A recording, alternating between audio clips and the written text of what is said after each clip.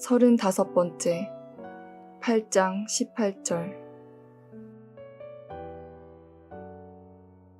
로마서 8장 18절 생각하건대 현재의 고난은 장차 우리에게 나타날 영광과 비교할 수 없도다.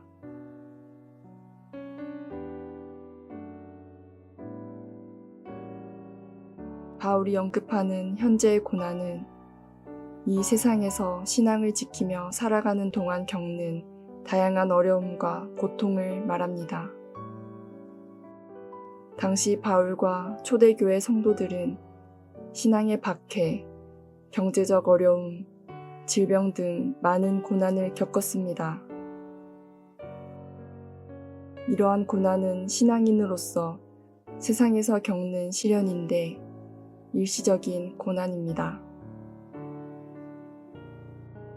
현재의 고난은 신체적 고통뿐만 아니라 영적인 시련과 유혹과의 싸움, 마음의 고통을 포함합니다. 바울은 이러한 고난은 신앙의 여정에서 피할 수 없는 것임을 인정하면서 이것을 극복하고 이겨야 함을 말하고 있습니다. 그런데 우리의 삶은 현재의 고난으로 끝나는 것이 아니라 우리에게는 장차 나타날 영광이 있습니다. 그리스도인들이 최종적으로 얻게 될 구원과 천국에서의 영원한 삶이 있습니다. 이것은 예수 그리스도와 함께하는 영광스러운 상태입니다. 하나님 앞에서의 완전한 기쁨과 평안이 있는 생활입니다.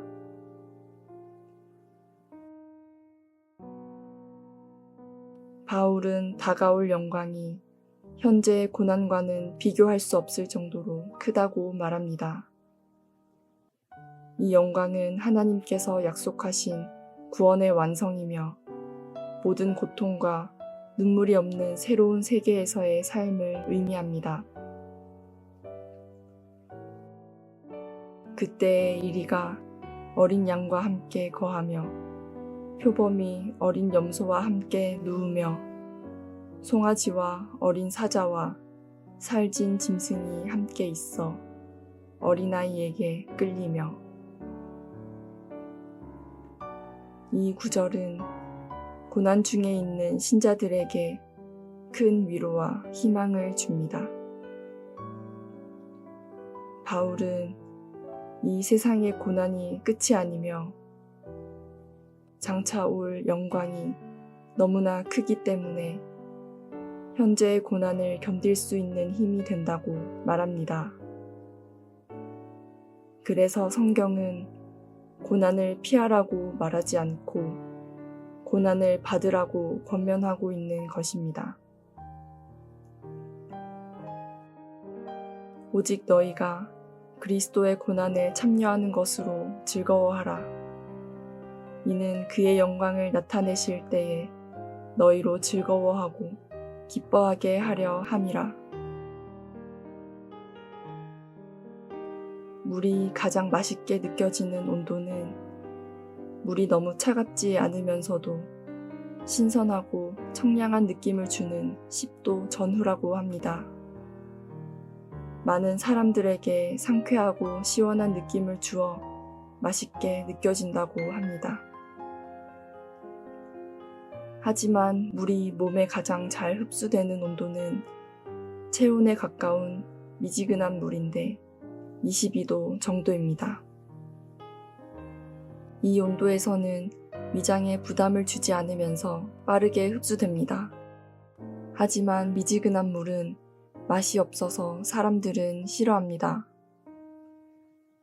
고난도 마찬가지로 맛이 없어 사람들이 싫어하지만 실제적으로 몸에 좋은 미지근한 물과 같은 것입니다.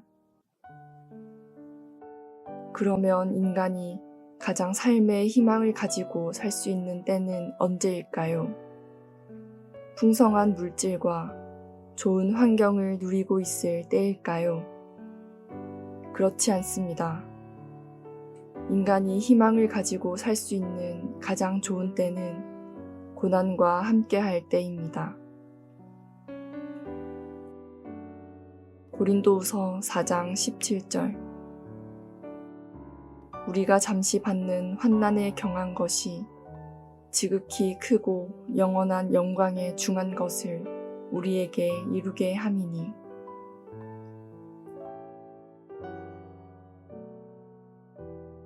바울은 신자들이 이 땅에서 겪는 고난을 잠시라고 표현합니다.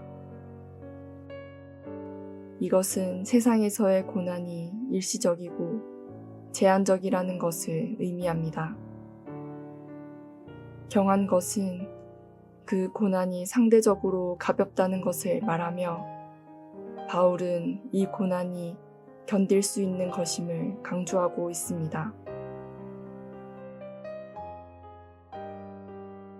반면에 장차 나타날 영광은 지극히 크고 영원한 영광에 중한 것이라고 말합니다. 이 부분에서 바울은 장차 신자들이 받을 영광을 설명합니다. 그 영광은 지극히 크고 영원한 것으로 이 세상에서 경험할 수 있는 어떤 것과도 비교할 수 없는 것입니다. 중한 것이라는 표현은 이 영광이 매우 가치 있고 중요하다는 것을 강조합니다. 그리고 고난을 통해 이루어지는 영광이 얼마나 위대한지 보여줍니다. 그렇다면 어떻게 고난을 이길 수 있습니까? 고난과 영광을 비교하는 것입니다. 18절. 생각하건대 현재의 고난은 장차 우리에게 나타날 영광과 비교할 수 없도다. 바울이 비교해 보았더니 결과가 어떻게 나왔습니까? 비교할 수 없다는 결론이 나왔습니다. 가난과 영광을 비교해 보십시오. 내 몸에 있는 질병과 영광을 비교해 보시기 바랍니다. 핍박과 영광을 비교해 보십시오. 이러한 놀라운 영광을 바라보는 우리들은 이 세상을 어떻게 살아야 합니까? 참음으로 기다리는 것입니다. 하나님이 우리에게 주기 원하는 것을 바라며 기대하는 것입니다. 새벽이야말로 가장 어둡고 추운 때입니다. 고난이 심할수록 때가 왔다는 사실입니다. 그리고 고난을 통과할 때 성령의 도우심을 간구해야 합니다. 오늘날 인간의 지식이나 수단과 방법으로 고난에 대처하려는 사람이 많습니다. 스스로 고난에 지쳐 하나님도 버리고 신앙도 포기하고 좌절해버리는 그리스도인들이 얼마나 많은지 모릅니다. 하나님께서는 우리에게 고난만 보내신 것이 아니라 고난을 능히 이겨나갈 수 있도록 성령도 보내주셨습니다. 예수님께서는 우리를 고아와 같이 버려두지 아니하시고 우리에게 보혜사 성령을 보내주시겠다고 말씀하셨습니다. 성령께서는 나를 도와주시기 위해 우리 곁에 와 계십니다. 우리는 고난을 당할 때 보혜사 성령을 환영하고 모셔드리고 의지해야 합니다. 그러면 성령께서 말할 수 없는 탄식으로 우리를 위해 하나님께 간구하여 주시고 우리를 위해 역사하여 주시는 것입니다. 이와 같이 성령도 우리 연약함을 도우시나니 우리가 마땅히 비일 바를 알지 못하나 오직 성령이 말할 수 없는 탄식으로 우리를 위하여 친히 간구하시느니라. 성령의 도우심을 바라보지 아니하고 환경을 바라보면 의심이 생기고 두려움이 생깁니다. 이 의심과 두려움을 통해 마귀가 우리를 도적질하고 죽이고 멸망시키는 것입니다.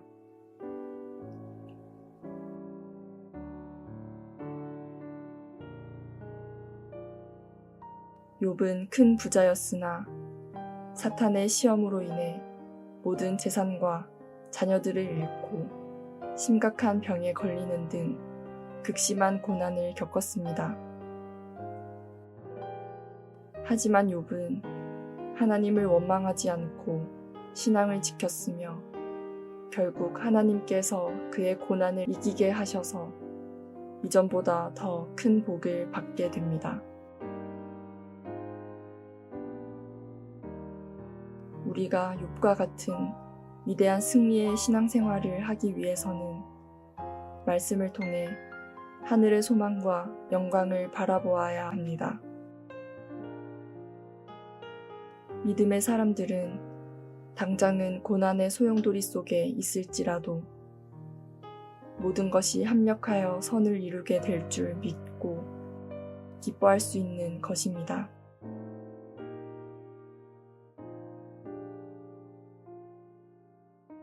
우리는 고난이 왔을 때 오히려 기뻐해야 합니다. 하나님 아버지의 은혜가 나와 함께 있는 것을 생각하고 예수님의 구원이 나에게 있는 것을 생각하고 보혜사 성령의 인도하심이 나를 버려두지 않을 것을 믿고 나에게 영생을 주심을 생각하고 내 앞길에 천국의 영광이 있는 것을 생각해야 합니다.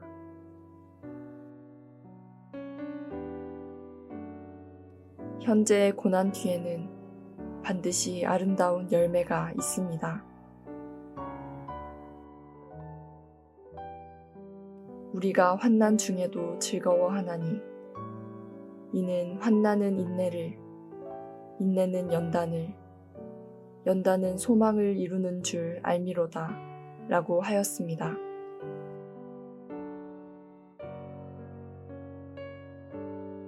인내를 통해 강한 힘을 축적할 수 있습니다. 우리는 고난을 통해 신앙의 강한 힘을 얻게 되는 것입니다. 요셉은 아버지 야곱의 사랑을 받아 형들의 질투를 받았고 결국 형들에 의해 노예로 팔려 이집트로 보내졌습니다. 그는 억울하게 종살이를 하고 감옥에 갇히는 등 수많은 고난을 겪었지만 하나님의 은혜로 이집트의 총리가 되어 가족을 구하고 민족을 구원하는 중요한 역할을 하게 되었습니다.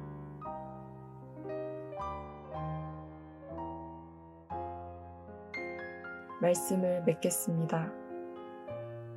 현재의 고난을 통해서 나의 인생이 새롭게 되고 발전될 것입니다. 그것은 바로 내적인 성장과 성숙이 있습니다. 신앙이 견고해지고 고난받으신 예수님을 더욱 사랑하게 됩니다.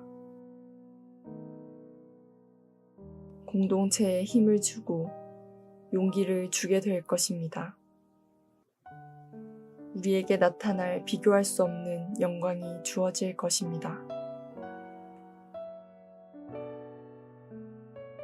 말씀과 함께 새로운 하루의 활력을 맞이하시길 바랍니다.